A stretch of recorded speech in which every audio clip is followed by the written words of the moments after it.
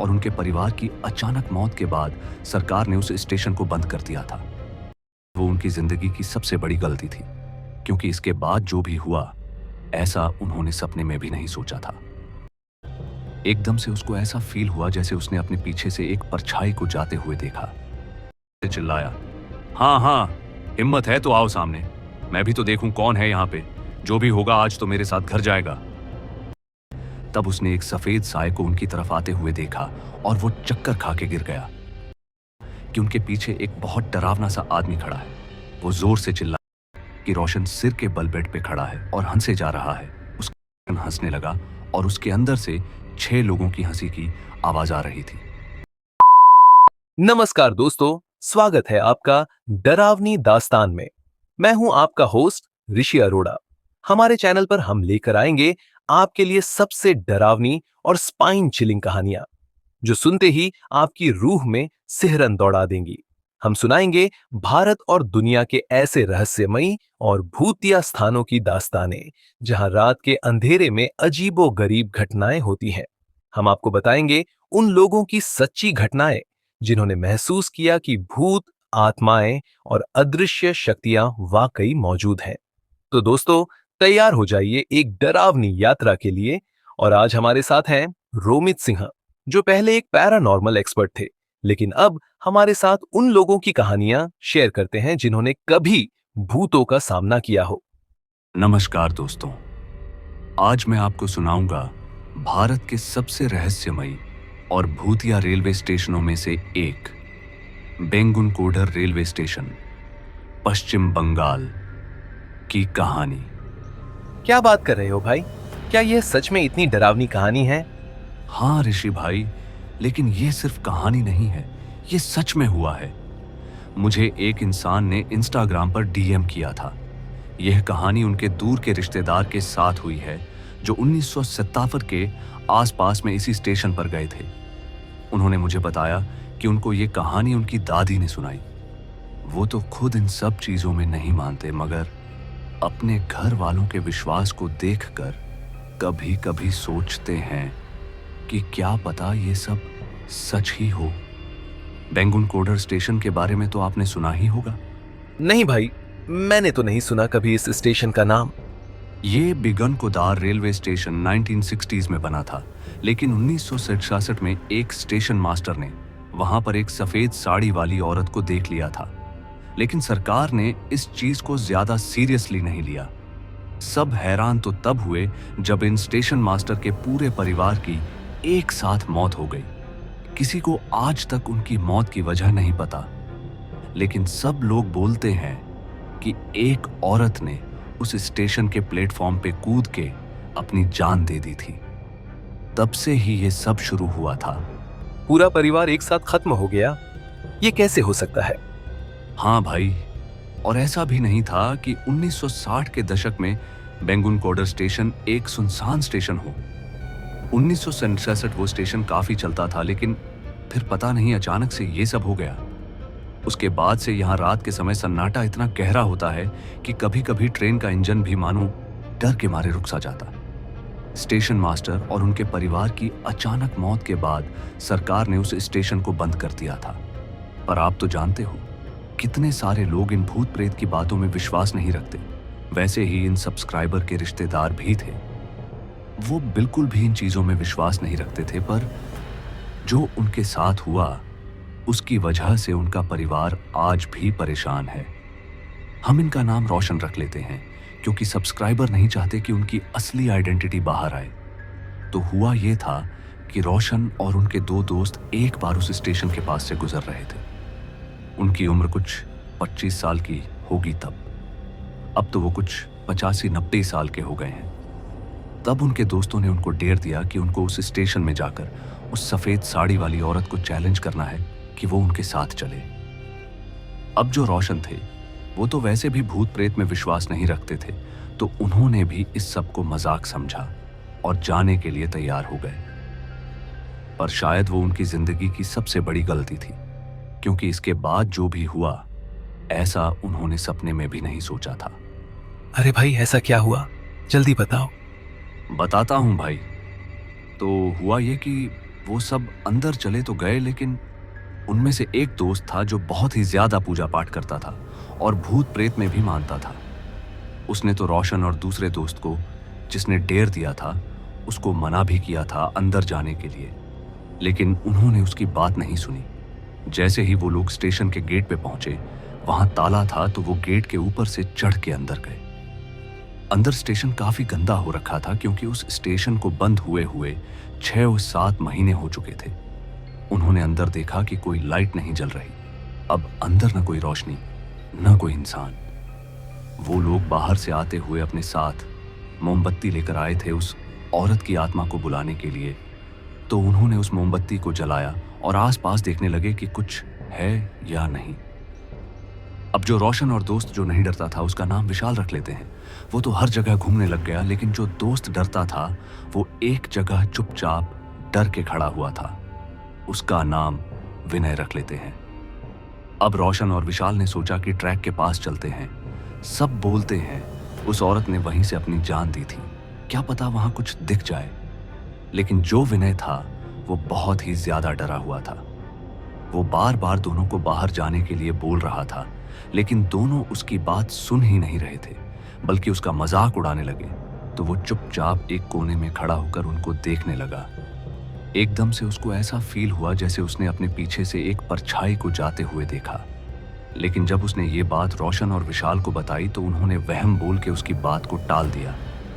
तो वो तो अब कोने में खड़े होकर बस भगवान का नाम ले रहा था। रोशन और विशाल ट्रैक पर गए और वहां जाकर चिल्लाने लग गए, सामने आओ, अगर हिम्मत है तो सामने आओ। रोशन जोर से चिल्लाया, हाँ हाँ, हिम्मत है तो आओ सामने, मैं भी तो देखूं कौन है यहाँ पे। जो भी होगा आज तो मेरे साथ घर जाएगा। ये बोल के दोनों जोर जोर से हंसने लगे। तभी एकदम से उन्हें किसी के गिरने की आवाज आई।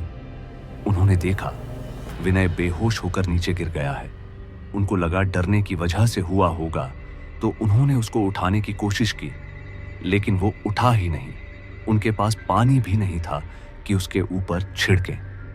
उन्होंने सोचा कि उसको उठा के बाहर ले जाते हैं, फिर बाहर से पानी खरीद के उसके ऊपर डाल देंगे। वो बहुत मुश्किल से जैसे तैसे उसको बाहर लाए। उसको थोड़ा थोड़ा होश था, पर पूरे होश में नहीं था। बाहर थोड़ी दूर उनको एक पान वाले की दुकान दिखी, जहां से उन्होंने पानी लेकर उसके मुंह पे डाला। तब जाकर उसको थोड़ा होश आया। पान वाला भी उन तीनों को घूर रहा था और सोच रहा था कि ये लोग इतनी रात को स्टेशन के पास क्या कर रहे हैं। जब विनय को होश आ गया तो पान वाले ने उनसे पूछ ही लिया कि भाई, आप इतनी रात को स्टेशन के पास क्या कर रहे थे। रोशन ने हंस के उसका जवाब दिया कि भाई, हम उस लड़की को बुलाने गए थे जिसकी वजह से स्टेशन बंद हो गया है।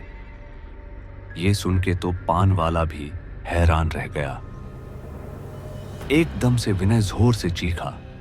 जब विशाल ने पूछा कि क्या हुआ, तो विनय ने उन्हें बताया कि जब वो लोग ट्रैक पे खड़े होकर उस लड़की को बुला रहे थे, तब उसने एक सफेद साए को उनकी तरफ आते हुए देखा और वो चक्कर खा के गिर गया।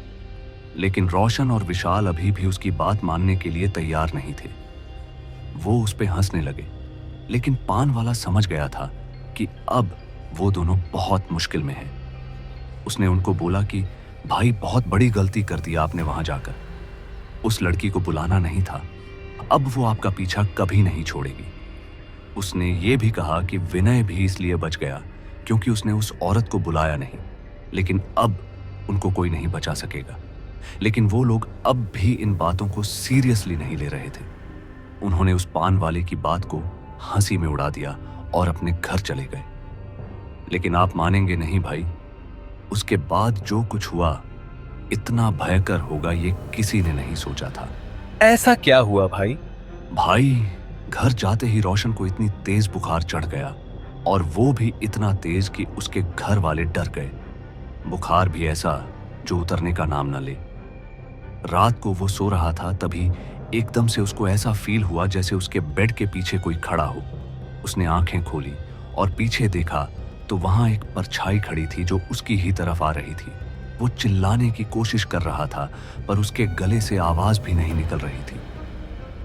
फिर उन्होंने उठने की भी बहुत कोशिश की, लेकिन एकदम से उनको चक्कर आए और बेहोश होने से पहले उन्होंने देखा कि एक औरत बहुत डरावनी सी जिसने सफेद साड़ी पहनी हुई थी उनकी तरफ देख के मुस्कुरा रही थी और हंसी ऐसी कि किसी की भी रूह कांप जाए।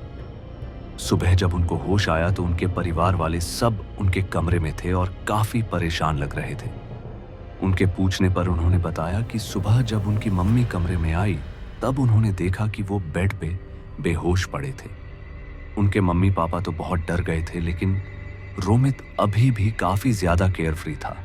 उसको लगा कि स्लीप पैरालिसिस होगा फीवर की वजह से। लेकिन उसके बाद भी घर में काफी सारी डरावनी चीजें होने लगी। डरावनी चीजें जैसे? भाई, उनके घर में एक दिन अचानक से कुकर फट गया। फिर कभी मेन लाइन में शॉर्ट सर्किट हो रहा है तो अभी कोई बीमार, कभी कोई बीमार। उनकी मम्मी काफी ज्यादा पूजा पाठ करती थी तो उन्होंने कहा कि एक बार जाकर किसी बाबा को दिखा देते हैं। तो वो एक गुरुजी थे, उनके पास गए। उन गुरुजी का काफी नाम था उस एरिया में। तो वो जब गए तो गुरुजी ने देखते ही बता दिया कि रोशन के ऊपर एक नहीं बल्कि 5-6 आत्माओं का साया है। वो सिर्फ इसलिए उसको ज्यादा नुकसान नहीं पहुंचा पा रहे क्योंकि उसके हाथ में एक अभिमंत्रित धागा है। लेकिन जिस दिन ये धागा टूटा उस दिन उसको कोई भी नहीं बचा सकता। उन्होंने ये भी बोला कि रोशन को नॉनवेज, शराब या किसी भी तरीके की बुरी आदत से दूर रखना नहीं तो ये सारी आत्माएं इसके अंदर चली जाएंगी और इसको अंदर से पूरा खत्म कर देंगी। इसके बाद से रोशन के घर वाले काफी ध्यान रखने लगे उसका। बंगाली फैमिली होने के बावजूद भी घर में किसी भी तरीके का नॉनवेज और अंडा आना बंद हो गया था।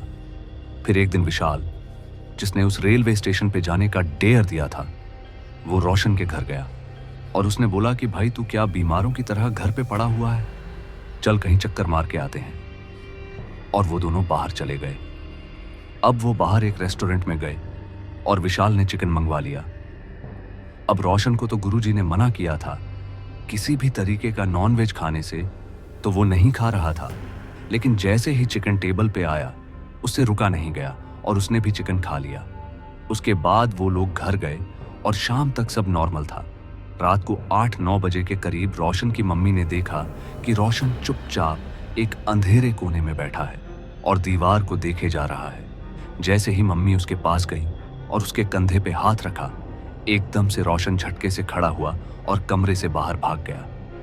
उसके घर वालों ने उसका पीछा किया पर वो रुक ही नहीं रहा था। चलते चलते वो वापस स्टेशन पे पहुंच गया और अंदर जाने लगा। बड़ी मुश्किल से घर वालों ने उसको रोका और जैसे तैसे उसको घर लाए। घर जाते ही वो अपने कमरे की तरफ भागा और सो गया। घर वालों को समझ ही नहीं आया कि ये सब क्या हो रहा है। वो लोग बहुत डर गए थे और नींद भी नहीं आ रही थी। उसके मम्मी पापा तो रात भर हॉल के सोफे पर ही बैठे रहे। रात को दोनों की आंख लग गई। करीब 3 थी जब रोशन की मम्मी की आंख खुली तो उन्होंने देखा कि रोशन के कमरे से हंसने की आवाज आ रही है। वो कमरे में गई तो रोशन बेड पे नहीं था। जब उन्होंने इधर उधर देखा तो उनको दिखा कि रोशन अलमारी के ऊपर बैठा हुआ हंस रहा था और बड़बड़ा रहा था कि कोई नहीं बचेगा, किसी को नहीं छोड़ूंगी मैं।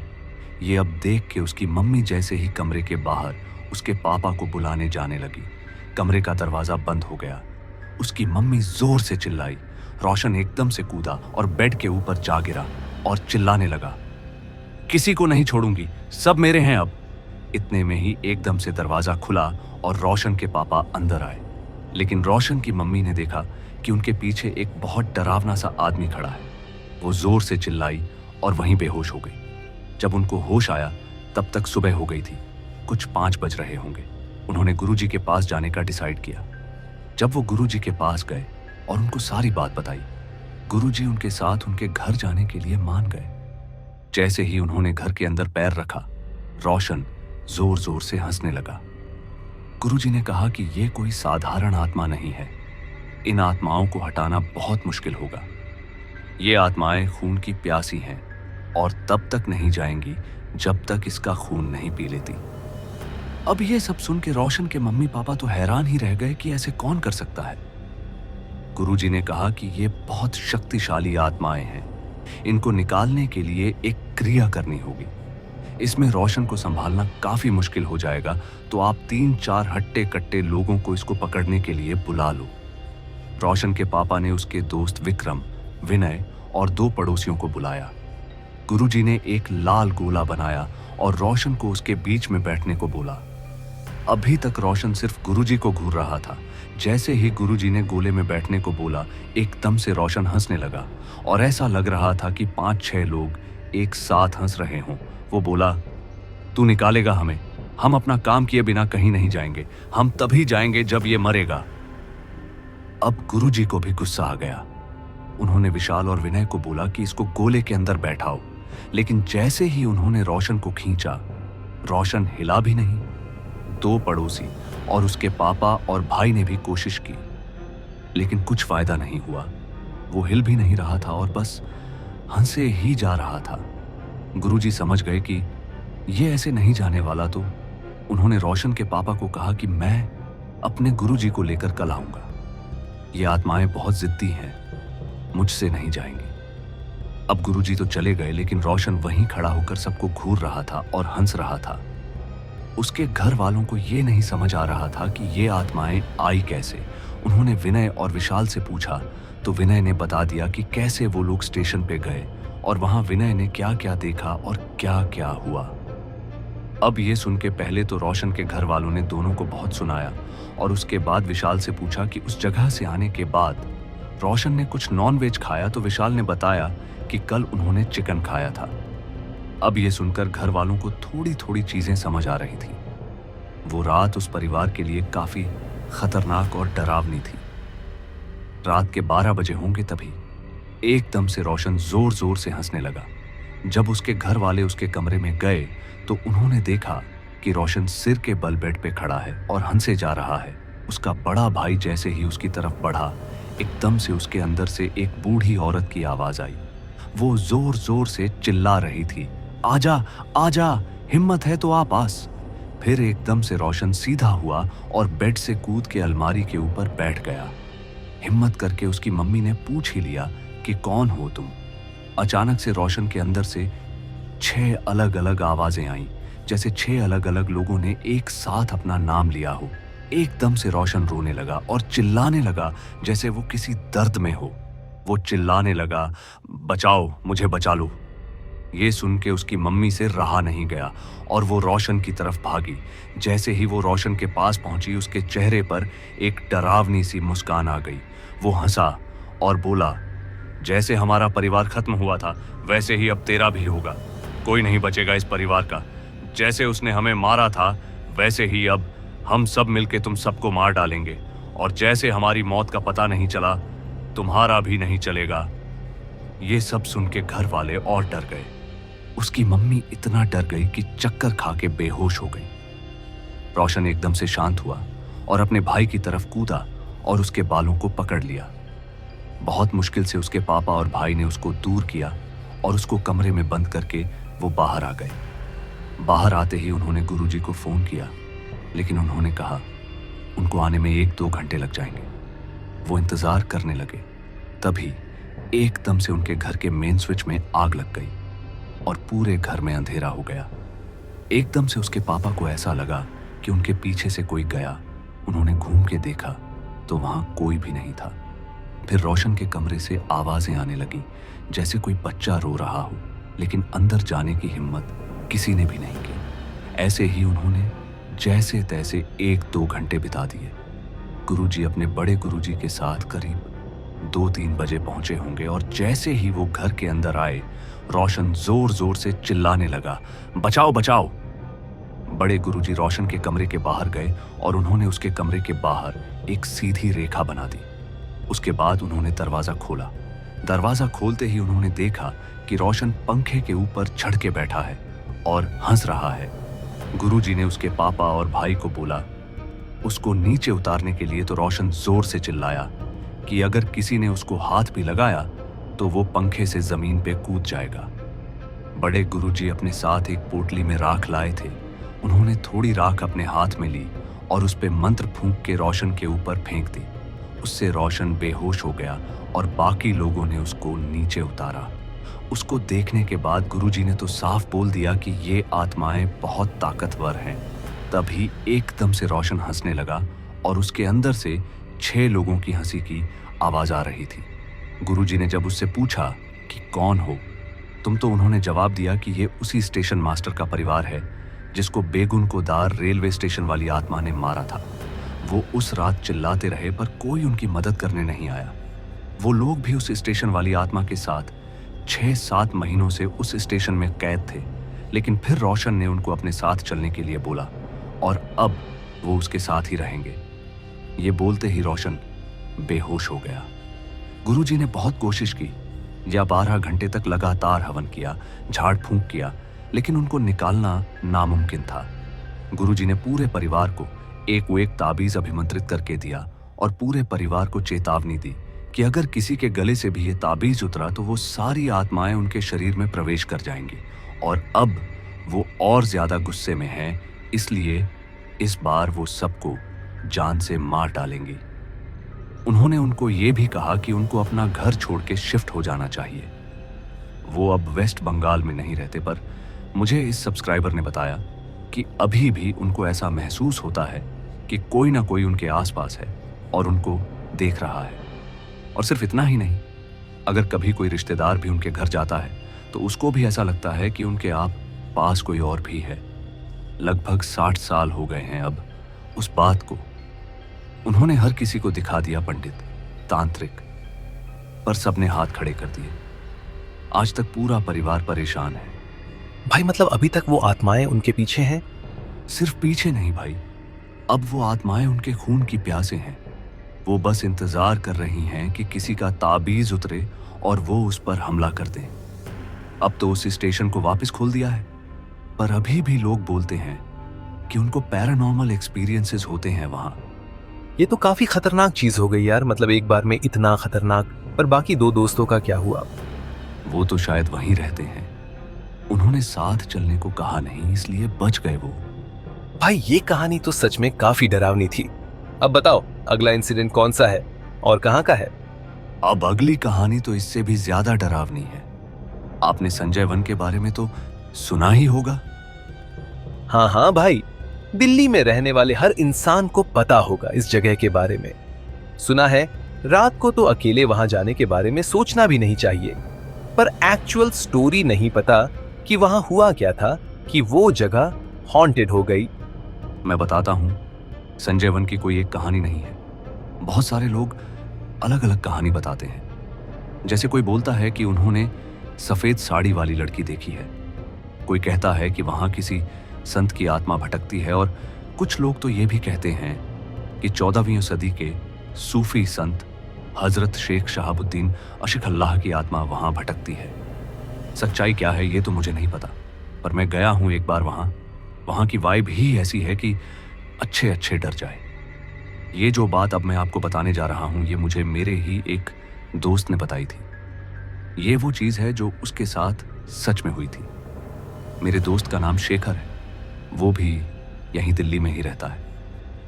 उसने मुझे बताया कि एक बार वो अपने और 3 दोस्तों के साथ वहां से गुजर रहा था। रात का टाइम था और सर्दियों का मौसम था। जिनको नहीं पता, सर्दियों में दिल्ली में बहुत ही ज्यादा फॉग होती है, तो वो लोग ऐसे ही ड्राइव कर रहे थे। भाई कितनी पुरानी बात है ये?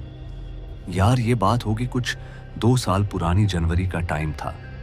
तो हुआ ये कि वो लोग बस ऐसे ही घूमने निकले थे, कुछ डिसाइडेड नहीं था कि कहाँ जाना है।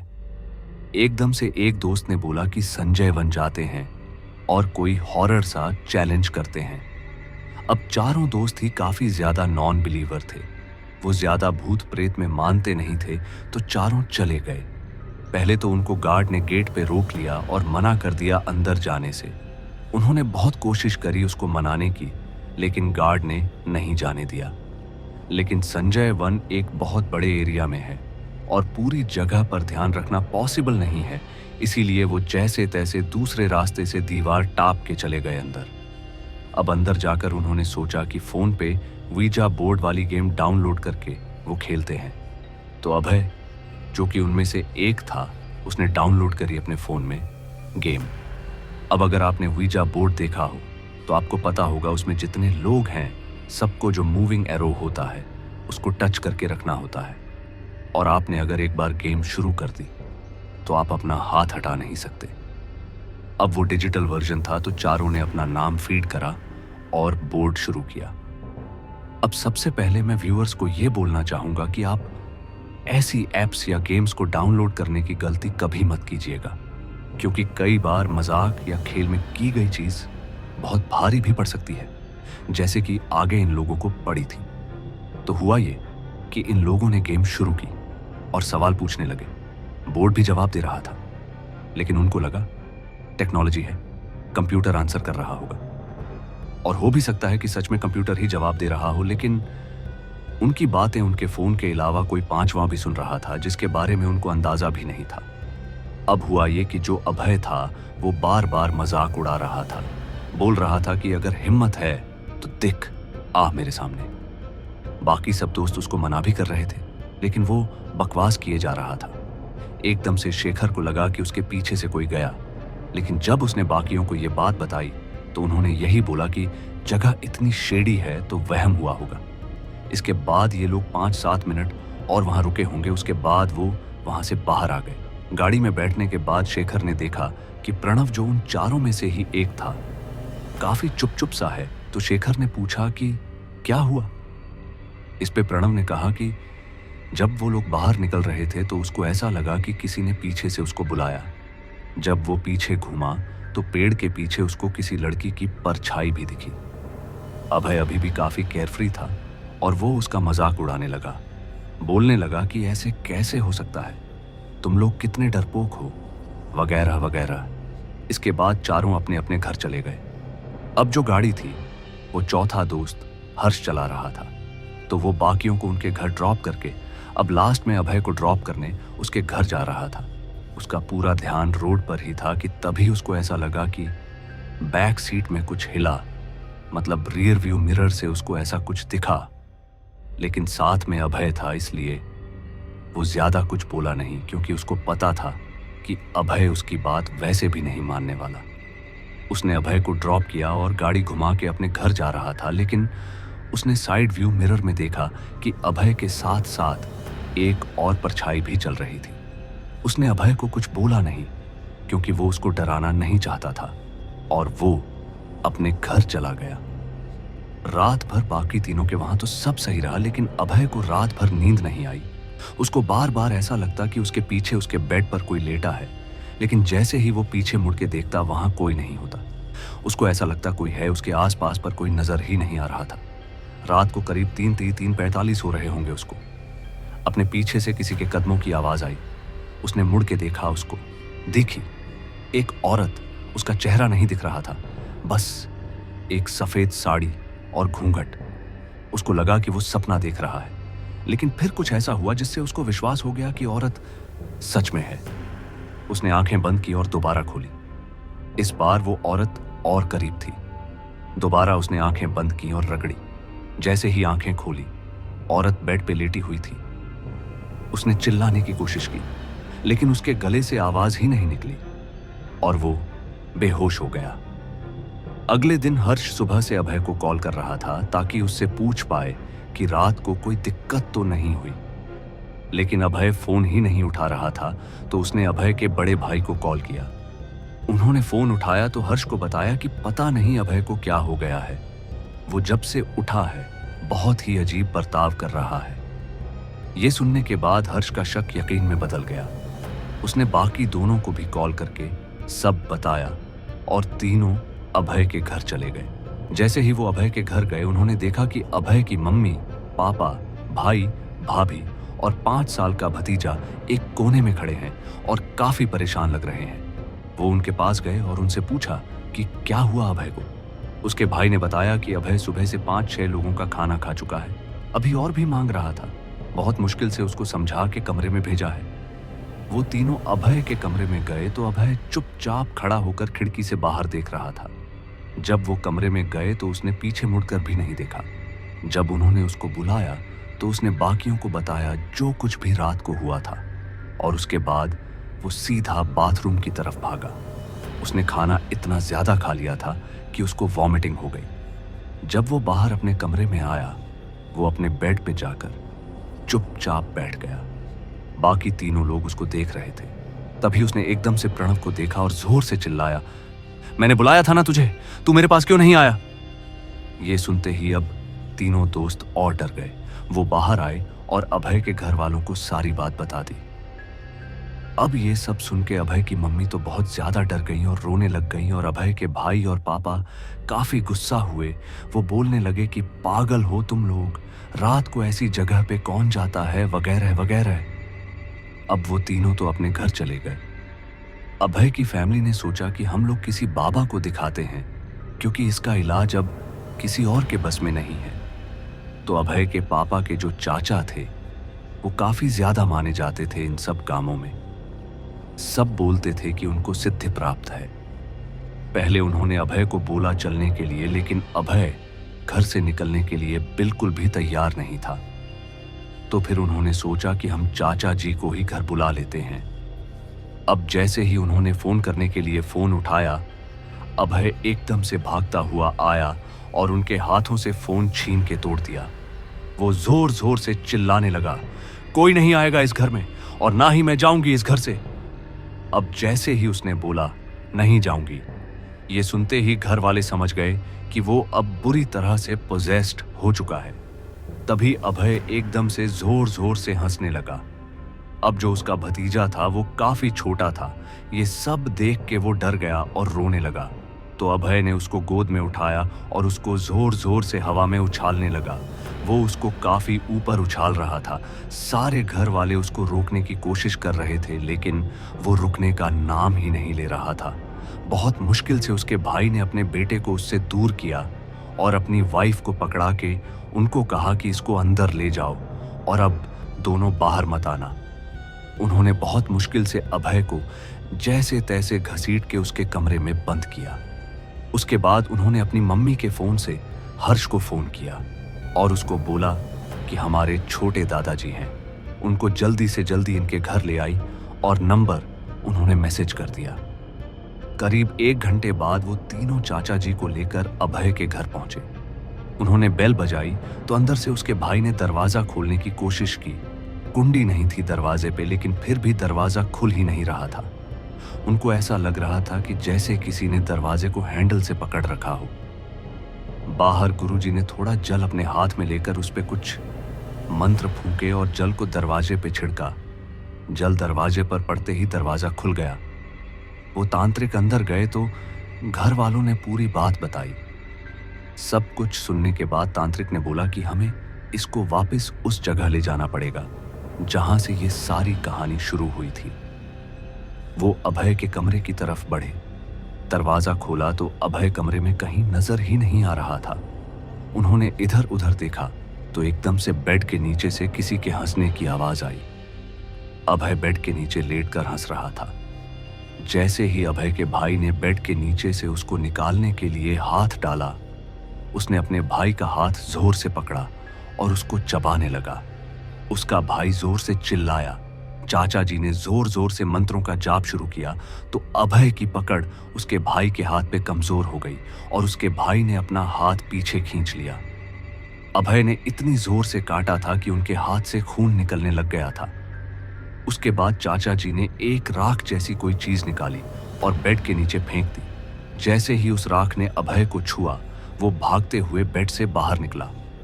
अभय के दोस्तों ने उसको पकड़ा और चाचा जी ने थोड़ी राख उसके माथे पर लगाई, जिससे वो शांत हुआ और बेहोश हो गया।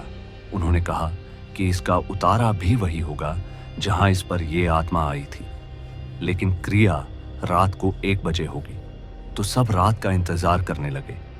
रात होते ही सब लोग वापस संजय वन के अंदर गए। उसी रास्ते से जहां से पिछली रात को गए थे, वहां जाते ही गुरुजी ने एक गोला बनाया और अभय को उसके अंदर लिटा दिया। बाकी दोस्तों के लिए भी 3 गोले बना के उनको भी बोला कि चाहे कुछ भी हो जाए, कोई इन गोलों से बाहर नहीं निकलेगा। उसके बाद उन्होंने अपने मंत्र पढ़ने शुरू किए और तभी हर जगह से बहुत सारे जानवर और पक्षियों की आवाजें आने लगी। वो मंत्र पढ़ रहे थे और साथ साथ राख को चारों के ऊपर डाल रहे थे। ये सब करीबन 40-45 मिनट तक करने के बाद उन्होंने बोला कि अब वो आत्मा इसके शरीर से निकल गई है, लेकिन उसके साथ साथ उन्होंने ये भी बताया कि अब उसका शरीर काफी कमजोर हो गया है और अब उसमें कोई भी आत्मा आसानी से प्रवेश कर सकती है। उन्होंने चारों दोस्तों को ताबीज दिए और उनको चेतावनी दे दी कि अगर ये ताबीज उनके गले से उतरे और वो किसी ऐसी जगह पे गए जहां बहुत ज्यादा नेगेटिविटी है, तो वो उनके और उनके परिवार के लिए बहुत खतरनाक होगा। अब वो दिन था और आज का दिन है। मैंने शेखर के गले से आज तक वो ताबीज निकला हुआ नहीं देखा। भाई यार, ये कहानी तो सच में पहली वाली से भी ज्यादा डरावनी थी। मैं तो अब कभी दिन में भी संजय वन नहीं जाऊंगा। सही कहा भाई, डर लगे या ना लगे, लेकिन इन जगहों पर सावधान रहना ही बेहतर है। तो दोस्तों, ये थी आज की हमारी पॉडकास्ट। सच बताऊं तो जितना मैं सुनता गया उतना ही मेरे भी रोंगटे खड़े होते गए। ये सब वाकई में हुआ था या नहीं, ये तो सिर्फ वही लोग जानते हैं जिनके साथ ये घटनाएं हुई। लेकिन इतना तो तय है कि ऐसी जगहों पर जाने से पहले 100 बार सोचना चाहिए। अगर आपको ये एपिसोड पसंद आया हो तो इसे शेयर जरूर करें और हमें बताना न भूलें कि आपको कौन सा हिस्सा सबसे डरावना लगा। और हाँ, अगली बार हम एक और ऐसी ही सिहरन पैदा करने वाली कहानी लेकर आएंगे। तब तक के लिए हमारी ये डरावनी दास्तान पसंद आई हो तो प्लीज लाइक, शेयर और सब्सक्राइब करना मत भूलिएगा। अगली बार हम फिर मिलेंगे एक और रोंगटे खड़े कर देने वाली कहानी के साथ।